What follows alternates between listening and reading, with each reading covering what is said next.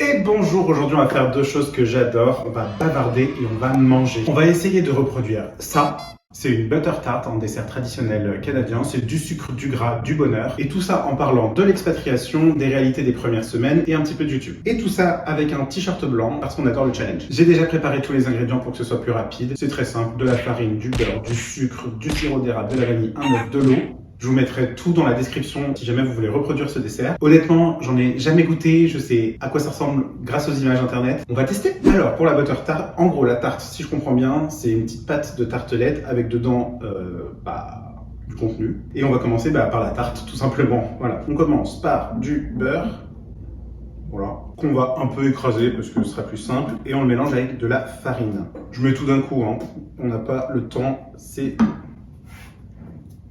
dimanche. Ça, je voulais profiter un peu d'être un dimanche calme pour bavarder. Ça y est, au Canada, il fait froid. On a atteint les températures négatives, ressenties encore plus négatives. Et voilà, et puis je me dis, ça fait aussi maintenant un peu... Oh, je l'ai pas dit d'ailleurs, ça fait 1 mois, 20 jours, 4 heures et quelques minutes que je suis là, au Canada. Bon, ça reste une courte expérience, mais j'ai déjà un peu de recul sur ce qui se passe. Et je suis en train de me dire que je vais devoir mettre les mains là-dedans, en fait. Je suis en train d'étaler avec une cuillère, ça va rien faire du tout. Et c'est vrai, quand on pense au Canada, on se dit c'est idéal pour l'expatriation, t'as le côté français et anglais, où tu peux travailler la langue, on pense beaucoup aux opportunités professionnelles, à la richesse culturelle, et c'est vrai. Et du coup, la question c'est, est-ce que ça vaut encore le coup de s'expatrier au Canada en 2024-2025 ? Pour faire simple, je dirais oui. Je dirais oui, mais franchement, ça reste une expérience franchement incroyable. Enfin, même de ma courte expérience, là, en 1 mois et 20 jours, tout de suite être dans une autre culture, enfin, surtout ici au Canada, où il y a à Toronto, en tout cas, il y a beaucoup de cultures qui se mélangent. L'anglais au quotidien, donc forcément, ça me fait pratiquer, ça me fait encore plus m'améliorer. Je sais que je vais apprendre sur moi-même.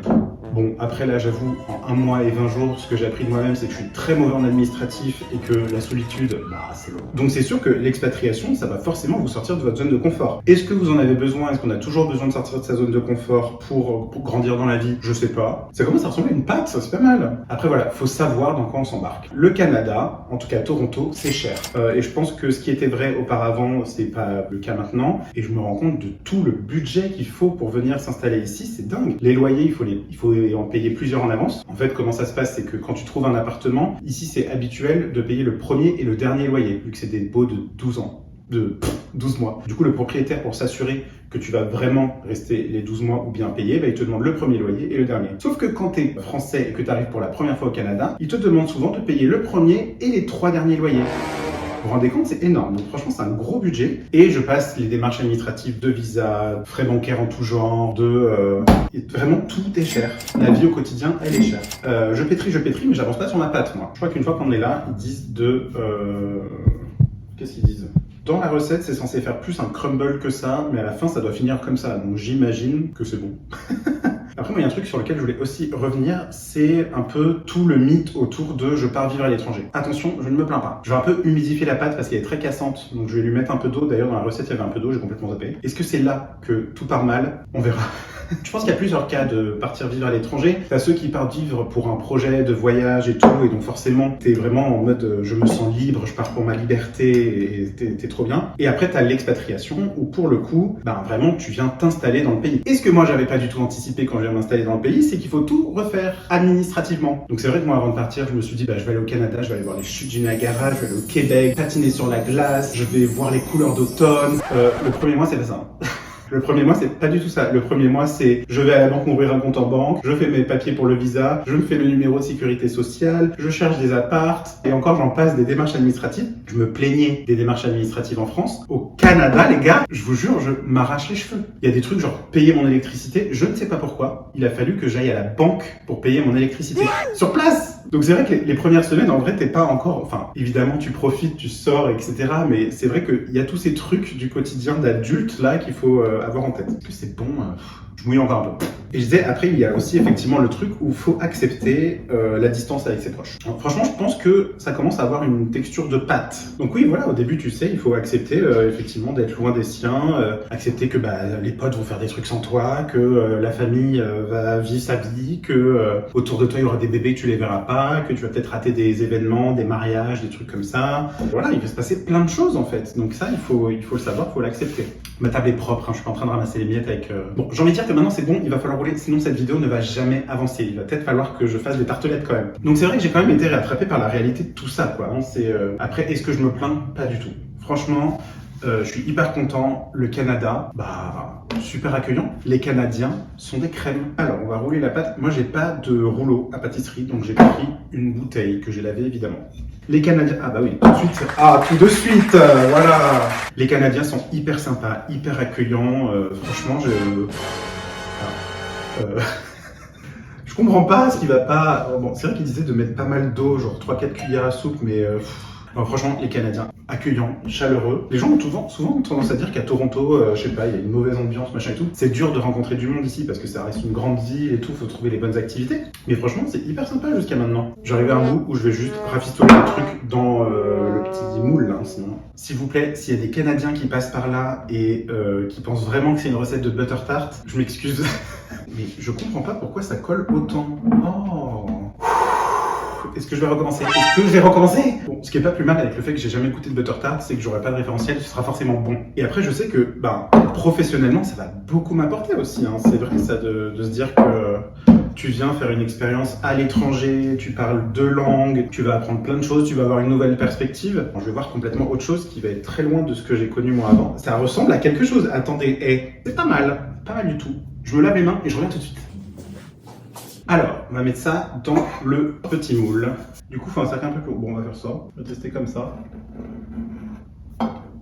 Good. Et dans le moule. C'est trop petit. Allez, boum.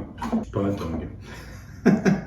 Bon, après, c'est le dessous, hein. On va pas le voir à la fin sur le résultat final, donc finalement, on peut être créatif et laisser parler ce qui vient. Chacune de mes pièces sera unique, c'est tout ce que ça veut dire. Donc non, franchement, hyper content jusqu'à maintenant. C'est vrai que voilà, du coup, il faut occuper ses week-ends quand t'es tout seul à l'autre bout du monde, il faut prendre le soin de prendre des nouvelles, justement. Enfin voilà, ne pas s'isoler et tout ça, donc il faut trouver des activités et s'occuper. Franchement, on arrive à un truc pas mal. Ça demande beaucoup de s'adapter, hein. Par contre, c'est vrai que ça me demande beaucoup d'énergie, beaucoup plus que ce à quoi je m'attendais. Je pensais venir et cool, tu viens, tu t'installes, tu fais ta vie, c'est facile, t'as plein de trucs à faire, etc. C'est moins évident. Franchement, c'est pas aussi simple. Après, vraiment, je suis pas à plaindre. Je suis très content. Et je sais aussi que là, c'est les premiers mois. Et bizarrement, je suis très content que l'hiver arrive, le grand froid. C'est un peu l'image que j'ai du Canada, en fait. Justement, c'est le truc que tu vis en plein froid. Je vais mettre des trucs au four et j'ai pas préchauffé le four. Est-ce que je m'attendais à mouler des tartes une par une en faisant du rafistolage? Non. Bon, je finis ça et je vous reprends pour la suite. Et voilà, mes siphons de tartelettes sont faits. Est-ce qu'ils sont parfaits? Non. Est-ce qu'ils sont faits avec amour? Oui, beaucoup. On va les mettre au congèle pendant 15 minutes, le temps de faire le contenant. On se retrouve pour la deuxième partie de cette recette et c'est la partie la plus coquine parce qu'on va mélanger du gras et du sucre. Vraiment, je vous jure, quand je vois cette recette, j'ai l'impression qu'elle a été inventée par les Bretons. Donc là, ça va être très simple. On va faire fondre le beurre et mélanger le sucre, le sirop d'érable, la vanille et un œuf, mixer et c'est fait. Trop bien, pratique, facile.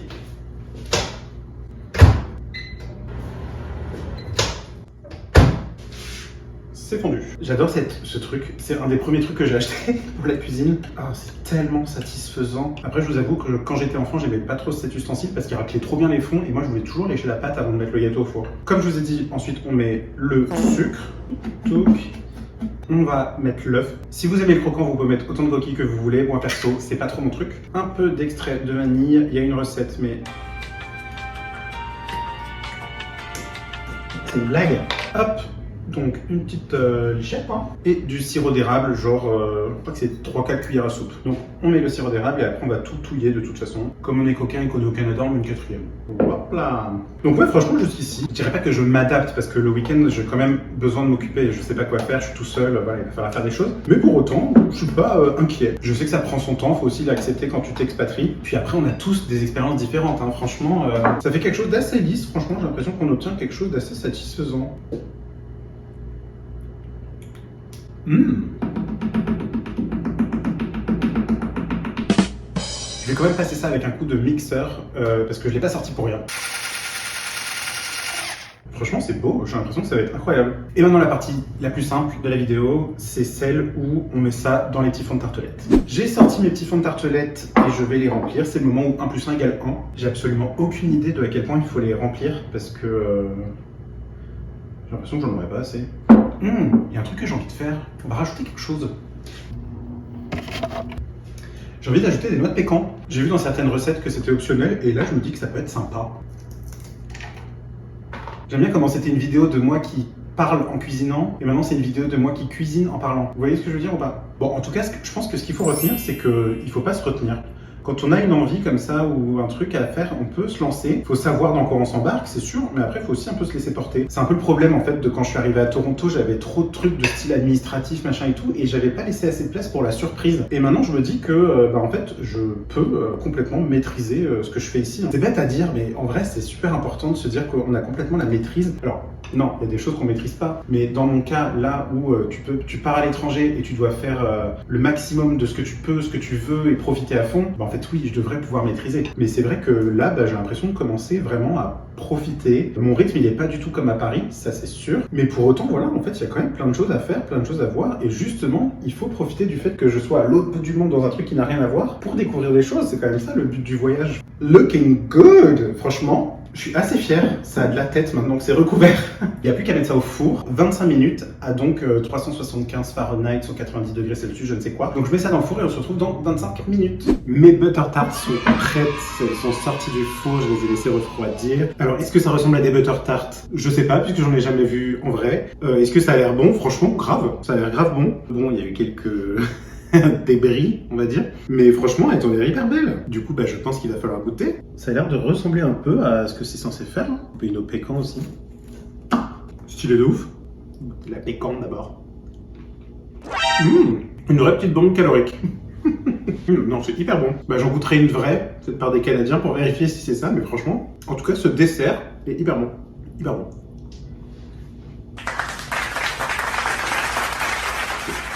Trop cool, je suis fier de moi. Vous voyez, comme quoi, la nouveauté ça paye. Et c'est ça l'expatriation. La boucle est bouclée, incroyable. Oh là là, la métaphore à travers la cuisine avec des gâteaux sur le Canada, venir ici. Est-ce que je suis un génie?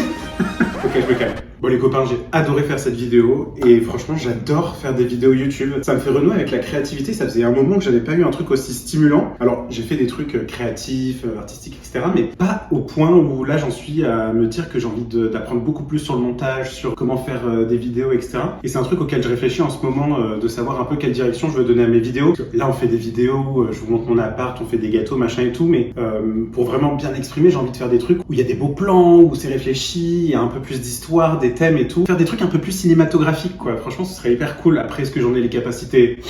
Après, j'ai fait des butter tarts, donc je suis capable de tout. Dites-moi si ça vous intéresserait ou si en fait des vidéos un peu informelles comme ça vous intéresse. Des trucs auxquels je réfléchis en ce moment et ça m'intéresse d'avoir votre avis. En attendant, je vais aller digérer de tout ce gras, tout ce sucre. Je vais garder ça pour le petit déj demain et je vais clairement pas les montrer à mes Canadiens parce que j'ai pas envie de savoir que j'ai complètement raté mes butter tarts. Moi, je reste sur une réussite.